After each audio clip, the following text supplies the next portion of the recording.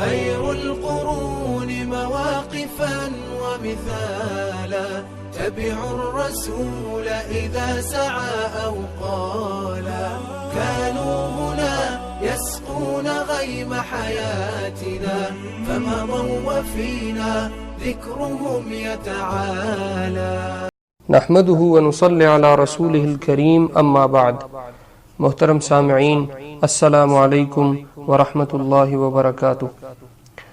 آج کا حلقہ بھی اصحاب رسول صلی اللہ علیہ وسلم میں سے ایک بڑے نام کے ساتھ خاص ہے، جو نبی علیہ السلام کے ساتھ تمام غزوات میں شریک رہے اور بیعت عقبہ ثانیہ میں بھی شرکت کی. نبی علیہ السلام نے ان کے بارے میں فرمایا کہ اس کی آواز لشکر میں 1000 افراد سے بہتر ہے. مزید آگے بڑھنے سے پہلے یہ چینل سبسکرائب کریں اور بیل کے بٹن پر کلک کریں تاکہ آنے والی انفارمیٹیو ویڈیوز آپ تک پہنچتی رہیں. سامعین، آج کی شخصیت کا نام زید بن سہل ہے، جن کی کنیت ابو طلحہ ہے اور اسی کنیت سے یہ مشہور ہیں. انصار کے مشہور قبیلہ خزرج کی شاخ بنو نجار سے ان کا تعلق ہے، جو حضور علیہ السلام کے ننہیال شمار کیے جاتے ہیں. والد کا نام سہل بن الاسود اور والدہ کا نام عبادہ بنت مالک ہے. بیگم کا نام ام سلیم بنت ملحان ہے، جو ان کے اسلام لانے کا سبب بھی بنی تھی. سامعین، یہی ام سلیم رضی اللہ عنہا حضرت انس بن مالک کی والدہ بھی ہیں. ام سلیم بنت ملحان جو اپنے شوہر مالک کے انتقال کے بعد بیوہ ہو گئی تھیں. ابو طلحہ رضی اللہ عنہ نے انہیں پیغام نکاح دیا جبکہ وہ اس وقت تک مسلمان نہ تھے اور ام سلیم مسلمان ہو چکی تھی. ام سلیم نے کہا، ابو طلحہ، آپ جیسا انسان رد تو نہیں کیا جا سکتا، مگر آپ کافر اور میں مسلمان ہوں. اگر آپ مسلمان ہو جائیں تو یہی میرا مہر ہوگا. چنانچہ ابو طلحہ رضی اللہ عنہ مسلمان ہو گئے اور بیعت عقبہ ثانیہ میں بھی شریک ہوئے.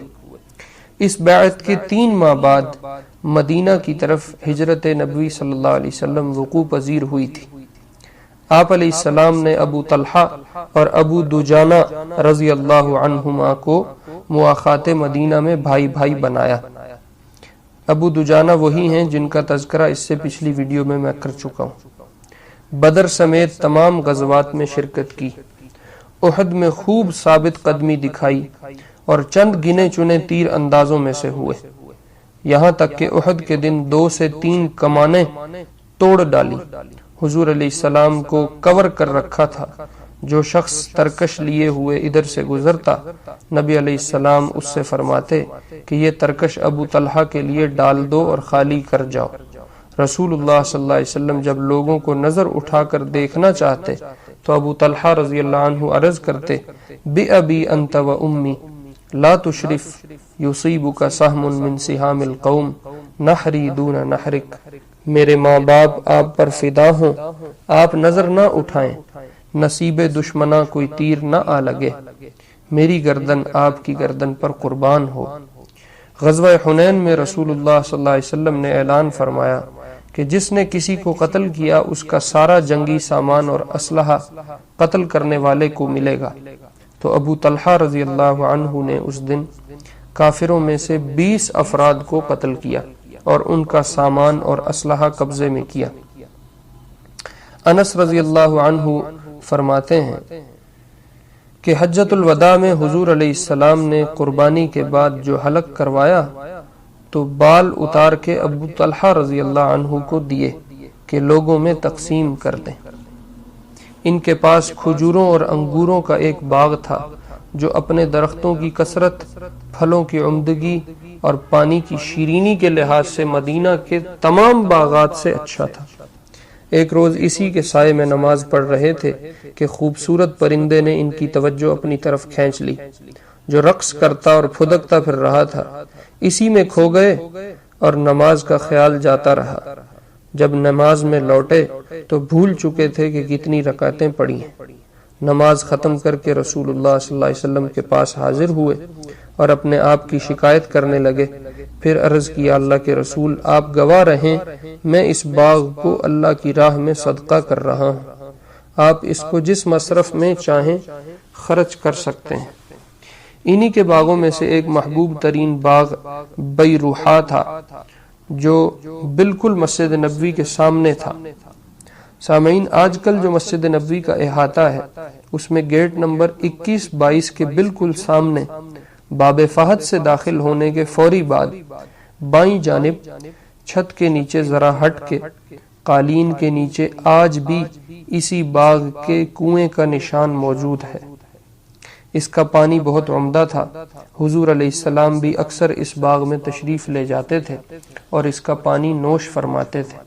جب آیت لن تنالوا البر حتی تنفقوا نازل ہوئی کہ تم خیر کو کبھی بھی کامل درجے میں حاصل نہیں کر پاؤ گے جب تک کہ محبوب مال کو خرچ نہ کرو، تو ابو طلحہ رضی اللہ عنہ حضور علیہ السلام کی خدمت میں حاضر ہوئے اور عرض کیا مجھے اپنے مال میں سب سے زیادہ محبوب باغ بیروحا ہے، میں اسے اللہ کے نام پر صدقہ کرتا ہوں، مجھے امید ہے کہ اللہ مجھے اس پر جنت عطا فرمائیں گے اور اس کے اجر کو میرے لیے ذخیرہ فرمائیں گے۔